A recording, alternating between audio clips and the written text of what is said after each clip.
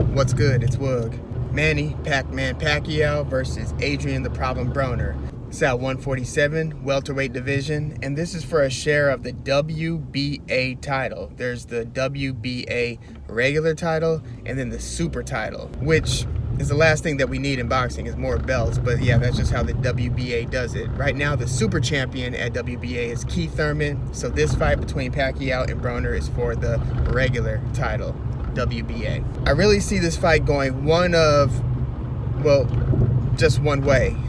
Manny Pacquiao by decision. Adrien Broner's never been stopped, but I don't think Adrien Broner will win this fight unless Manny's decline is just a cliff-like decline where he just essentially gets old overnight. Now, I know that his win over Lucas Matthysse might have been a little bit misleading because of where Lucas Matthysse was in his career, and really in that Lucas Matthysse has never been a successful 147-pound fighter. So this fight is at 147 pounds against Broner, who's often competed at 147. I never thought he operated at his best at 147. I always thought that his build lent itself to higher performance at 140, but because of his lack of discipline, he's often had trouble making 140. So here he is fighting Manny Pacquiao at 147. And while Broner is a really talented fighter, I think that he's been more of a celebrity and he's been more of an entertainer than he has been an elite fighter. He's been a champion in multiple weight divisions, but anytime he stepped up in class to fight an elite fighter, the results haven't been good. I think he's been 1-3-1 in those fights. His biggest win, the one out of those 5 elite fights, was against Paulie Malignaggi, and it was against a declining Malignaggi, and he barely edged that victory out. And again, that's Adrien Broner's biggest signature win to date, Paulie Malignaggi. The only other argument that could be made is Adrian Granados, but no, Adrian Granados doesn't have nearly the resume that Malignaggi did, so it's really Malignaggi. The other 4 times he stepped up in class were the 3 losses, his only 3 losses, against Marcos Maidana, Sean Porter, and Mikey Garcia. In that order. He had a couple wins in between those fights, but those were his 3 losses, and those were his 3 most quality opponents. The one draw was in his most recent fight against Jesse Vargas, and I think that Vargas should have won that by a pretty close decision, but they gave it a draw. So the reason he lost those fights were he was just overwhelmed really by the power. He had jumped 2 weight classes, which was kind of unfathomable to me. I don't know why he did that. He skipped 140 to fight Maidana at 147, and he paid dearly for that. He got dropped twice in that fight. He did win some of those rounds. I think that the narrative of the fight is that Maidana dominated the fight, but if you look back, it's not true. Yes, he did lose the fight. Yes, that was the first time he did lose, but he did fight competitively despite those 2 knockdowns, won a few of the rounds. He just didn't do enough to win that fight. But he was badly hurt a couple times against Maidana. Several people have been. Maidana's a devastating puncher. Now, he lost to Sean Porter again at 147, and this time Sean Porter's aggressive style, kind of staying in Broner's chest and just keeping the pressure on him, made it very uncomfortable for Broner. And although he did drop Porter in the last round, he lost almost every round of that fight. Pretty easy decision for Porter. Then he fights Mikey Garcia at 140 this time, where Mikey Garcia was the one jumping up in weight class, to where a lot of people, including myself, thought that this would be a very tough test for Garcia because of the quality in opponent and the fact that Broner was so athletic and a naturally bigger fighter than Garcia. It didn't work out that way. Garcia won about every round of that fight. It was the worst Broner's ever looked in the ring, and it was his most lopsided loss of his career. It seemed like ever since the first round, he felt Garcia's power, he felt Garcia's boxing ability, and really didn't want any part of it. He was on his bike almost the entire fight, just trying to survive. Much like I think Shane Mosley was fighting Manny Pacquiao after he got dropped in the early rounds. He fought a little bit of a survival fight. That was a declining Mosley, well past his prime, but point remains, Manny Pacquiao put it on him early, and Mosley was kind of in over his head at that moment and fought to survive. So Broner was a fighter that was hyped very early in his career. He was obviously a very entertaining personality, but he didn't have the skills to match the bravado. Close, Again, he's a A- fighter on an elite level, maybe a B+ fighter, but it's clear that every time he's fought one of the best fighters, he's lost.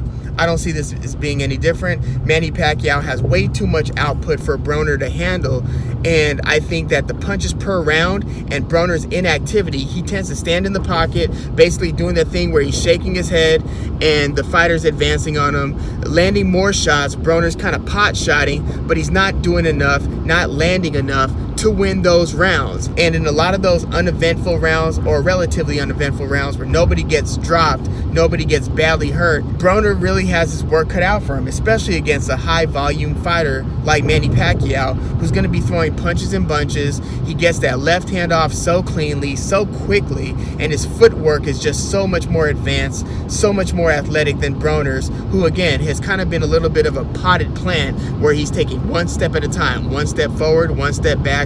He's not doing too much moving, whereas Pacquiao stays moving, keeps moving his head, and is always looking for the entry points to be able to land his shots. I just don't see Broner's output as being enough to offset that. I think that there's a high chance that Broner gets dropped early in the fight. Not necessarily badly hurt, not stopped. Again, nobody has stopped Adrien Broner.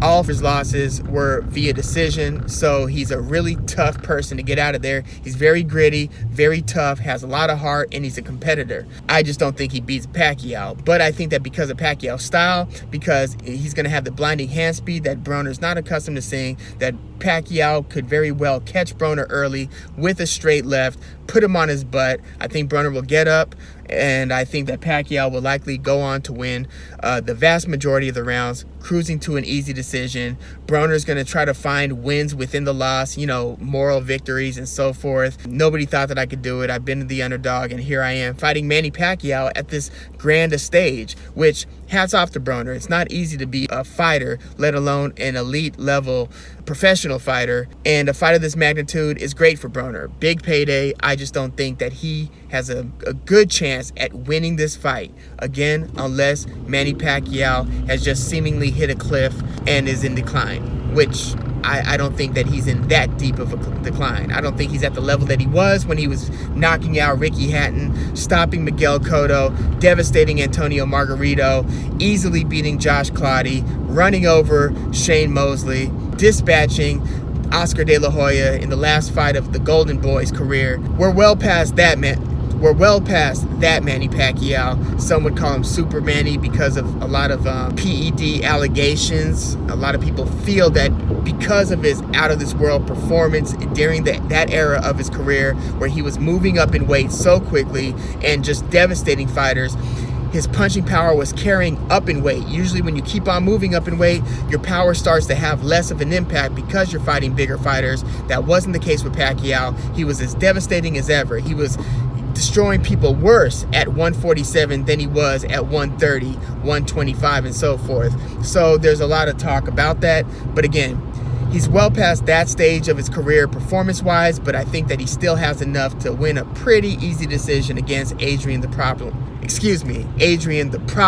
Broner. But it should make for a very exciting fight, especially early in the fight.